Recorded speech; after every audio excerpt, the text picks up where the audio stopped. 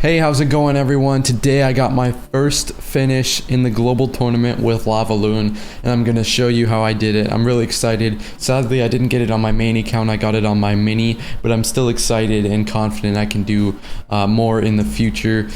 Especially after getting my first ladder finish last season, I feel like I'm really improving. So if you enjoy the video, hit the like button, subscribe, and leave a comment. Let me know what I can do better, and I hope you enjoy the video.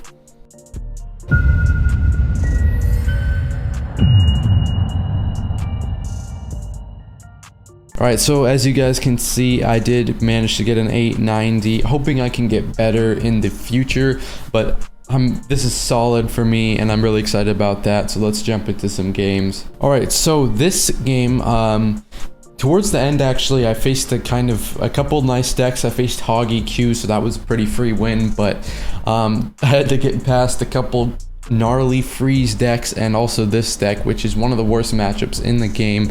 So hopefully showing you how I beat this is going to be nice for you guys. So as you can see, he goes with the fireball and the tombstone, and I'm instantly kind of thinking, what decks have tombstone and fireball in them?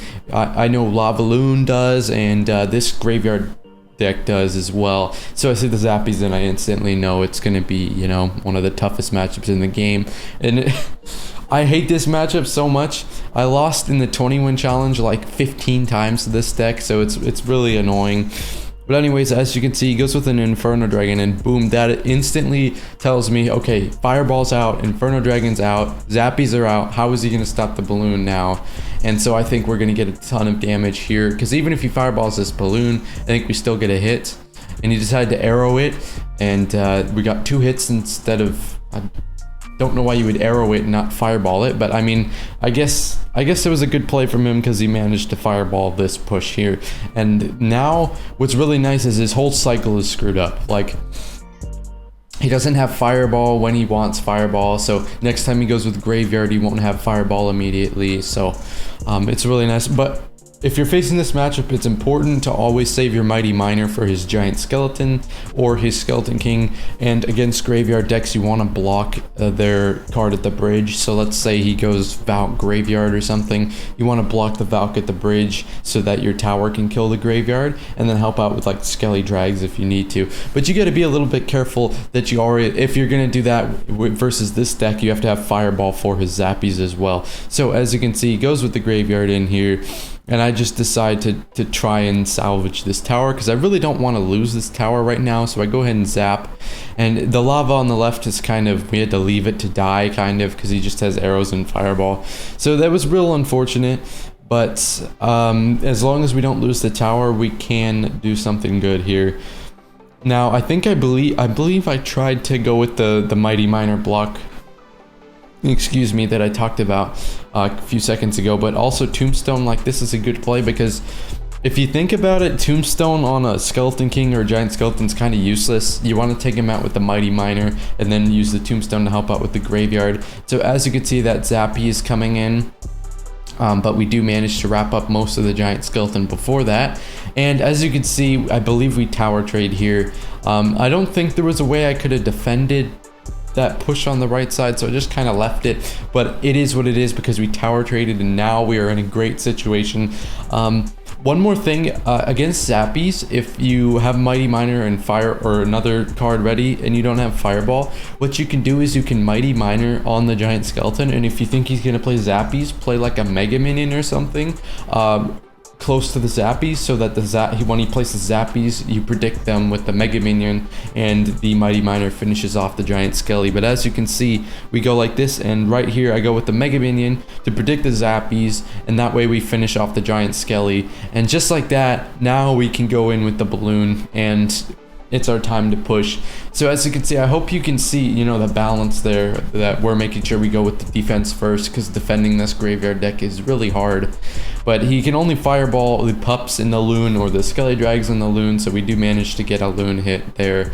It's pretty nice. And I just go with the Mighty Miner here because he's going to get some major damage since the tower's distracted.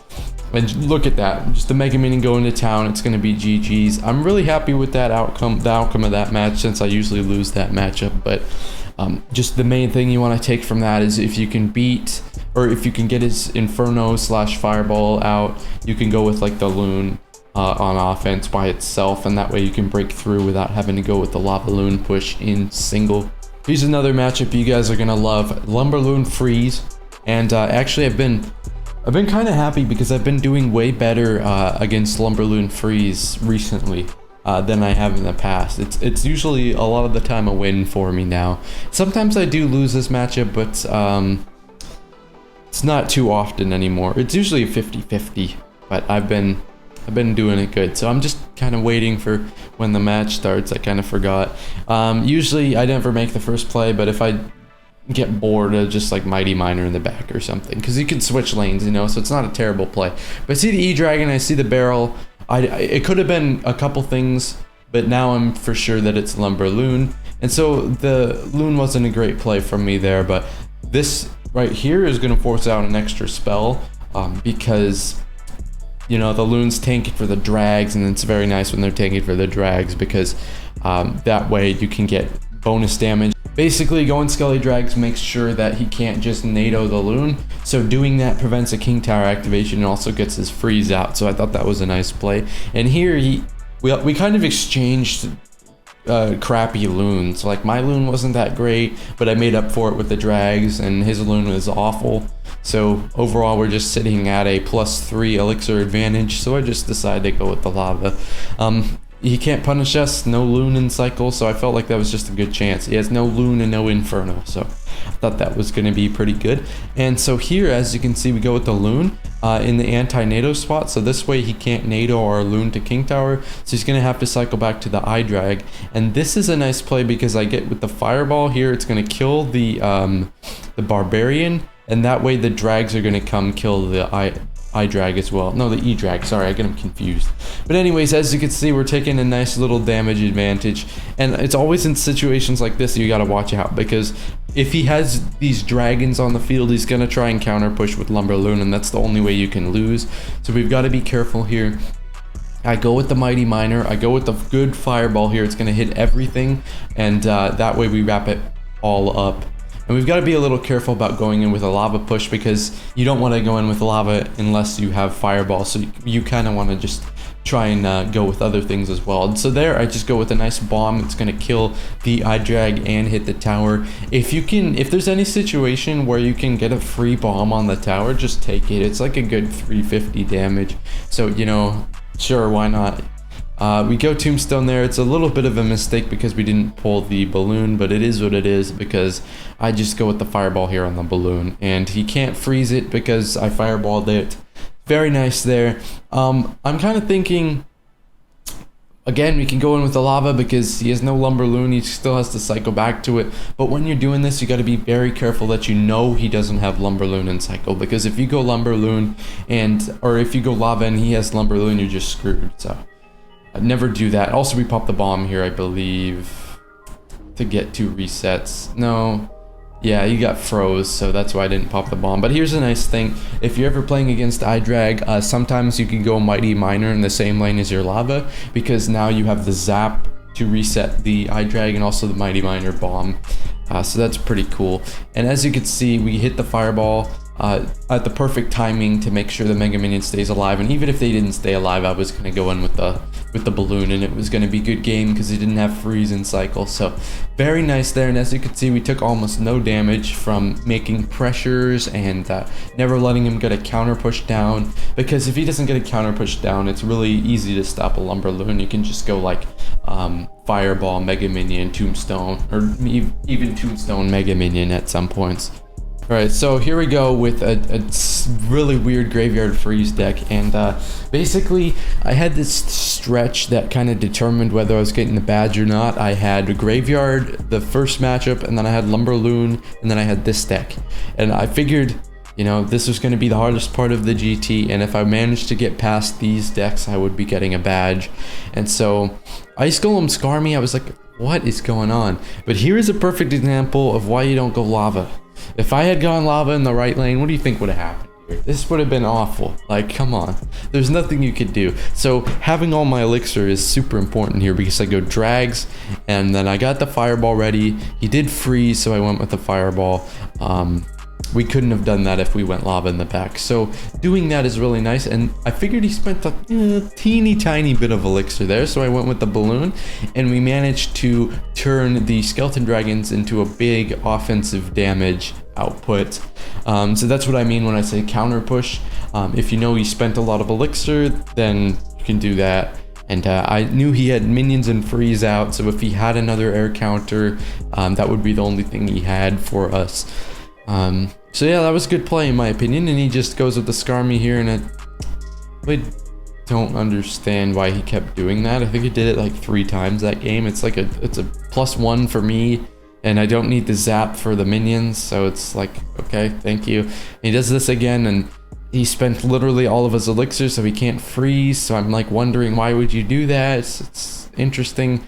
And so I don't know if I tried to go loon again here. I went with the mighty miner instead of the loon because I knew he had freeze. So here what happens is he's forced to freeze, I believe. Or no, he decided not to freeze and then went other lane, and we just zapped and we got him down to like 2200. So honestly, I mean, it's just, you got to think about small things like that, because if I went loon there, he had the freeze and the musk, but if I had mighty miner, then the mighty miner is a bigger tank, and also we can use the bomb for the Skarmy. And yeah, so that was just the best play there in my opinion. And so it did get a little rough here because I believe he did take my tower. Yeah, and it was a long game. It was a long and close game, so it got me a little scared. But we went with the things here again, the smelly drags, and he did go with the freeze here, so we took a ton of damage. I believe the best play was to just ignore that. I'm not 100% sure though, so I decided to go lava here, and I underestimated how good he would be at defending this because his cycle's super fast with the musks, so it was a little annoying there to deal with the musk cycle. And here it actually goes with an interesting play. He outcycled me, so I had to get back to my drags, and so that was a good play by him. Also going with the bar barrel in the opposite lane, and here he managed to take out my entire lava before we even, you know, got to his side of the bridge, so that was unfortunate. But here we did manage to get one balloon hit, which was game changing, given that, you know, we're playing a chip damage game. And actually I don't know if we're playing a chip damage game, I don't know, but as you can see, I go with the tombstone back here because I don't really need the tombstone for too much. That was a good play by him. I got kind of scared with all the skellies on the field here, but I managed to zap them, and we go with the mighty miner just so that the musk doesn't connect to our tower. And so in hindsight, that's kind of annoying for us because we weren't able to mighty miner opposite lane, but ultimately it wouldn't matter because we got the loon to the tower. Against graveyard freeze, you know, you've really just got to spend as much elixir as you can on trying to get a good counter push down. So now I figured let's just go into one more match, show you one of the best matches. Okay, I lied, this wasn't one of the best matches, it wasn't one of the most intense, but I really swept this guy. It was really nice to see.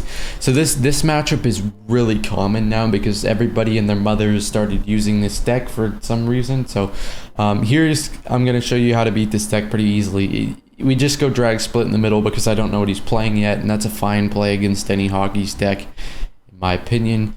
Yeah, I think he goes with the Mother Witch next, and then we know what he's playing now. He goes to the Mother Witch, yippee-ki-yay, lava in the back. What are you gonna do? Pressure me? Yeah, I don't think so. You just used your hogs. So here you can see the Mother Witch is now useless because she's being targeted by the tower.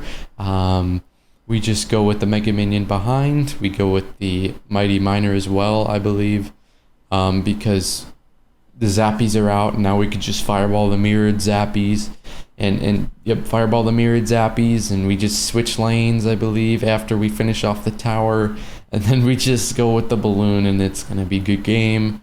Or maybe we go with the drags. I think we go with the drags, yeah. So as you can see, he has nothing for the Mighty Miner now, and it's just GG's. If he makes one mistake, really, the game is over and it's GG's. So that's a nice demonstration of how easy it can be to beat this deck sometimes. And if you guys are facing this deck, you're probably gonna face players that are not like the best in the world. So if you enjoyed that, please hit the like and the sub, and hopefully I can get more finishes later on. If you want to see any of these matches, I could share them in the clan if you want to see any of them. The clan is Lava Hub. We accepting all lava players.